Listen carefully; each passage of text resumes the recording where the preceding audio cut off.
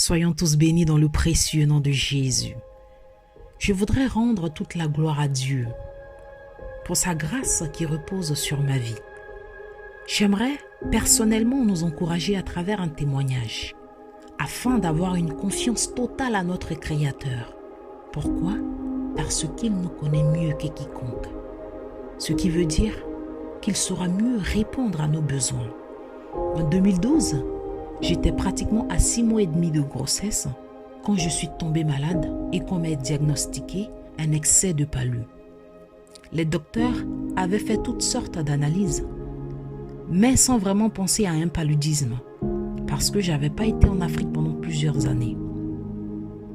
N'ayant rien constaté comme maladie, il fit le test du paludisme. Après avoir fait tous les autres tests bien sûr, et il s'est avéré que je souffrais d'un excès de palu. Je fus très inquiète pour mon bébé et moi.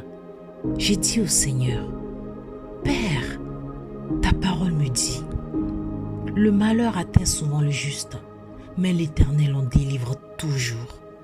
Voici ce que les médecins disent. La vie de mon bébé de moi-même est critique. Je suis le deuxième cas en France à être traité pour cette maladie qui risque de nous mettre en danger. Sauve-nous, guéris-nous. » Après avoir découvert cette maladie, je fus plusieurs jours en soins intensifs. Je respirais difficilement de moi-même. J'avais un masque respiratoire. Cela était très éprouvant pour moi. Le docteur qui vient m'annoncer que j'aurais des bas de contention, et le plus dur à entendre est qu'ils allaient endormir mon bébé étant dans mon ventre pour pouvoir m'apporter le traitement dont j'avais besoin. Ce serait normal que je ne sente pas le bébé bouger parce qu'ils allaient l'endormir pour le traitement. Je ne vais pas vous mentir. L'angoisse, la panique et la peur ont commencé à m'envahir. Toutes sortes de pensées m'animaient. Est-ce que mon bébé va vivre après tout ça? Est-ce que je vais m'en sortir? Que des interrogations dans ma tête. Il m'arrivait parfois d'avoir des moments de pleurs intenses. Mon cœur avait du chagrin tout en étant immobilisé sur le lit d'hôpital. Mais au fond de mon cœur, je savais en qui j'ai mis ma confiance. Jésus-Christ de Nazareth. Je priais dans mon cœur. Ma prière fut ainsi.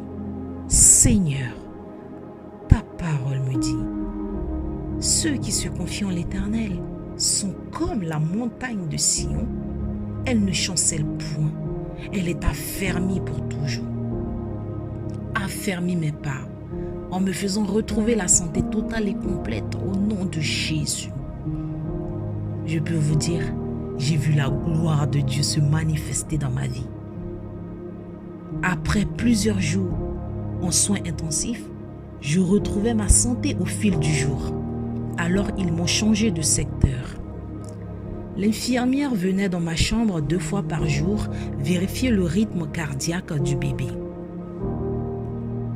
Elle me dit, « Votre bébé va très bien, madame. Il a un bon rythme cardiaque. » Je ressentais un soulagement énorme de savoir que mon bébé va bien. Et je récupérais tout doucement au secteur maladie tropicale.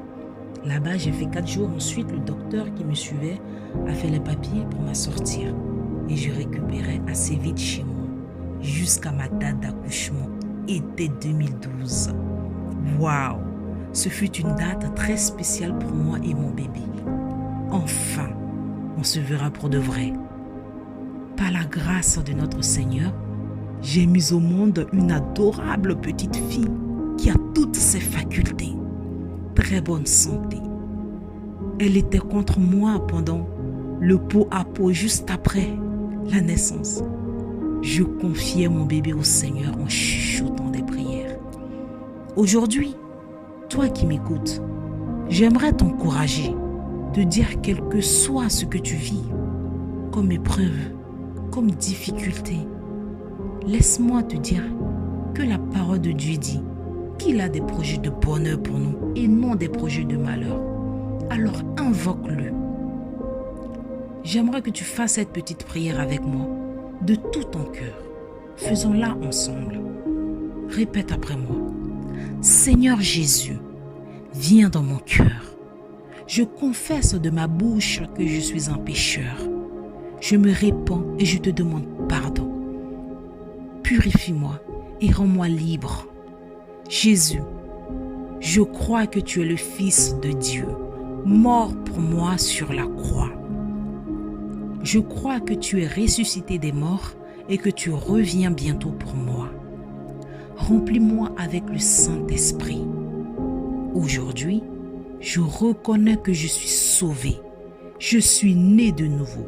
Je suis pardonné parce que j'ai Jésus dans mon cœur. Aide-moi à vivre selon ta parole. Amen. Puisque tu viens d'inviter Jésus dans ton cœur, fais-lui toujours confiance, car il est dans ton cœur.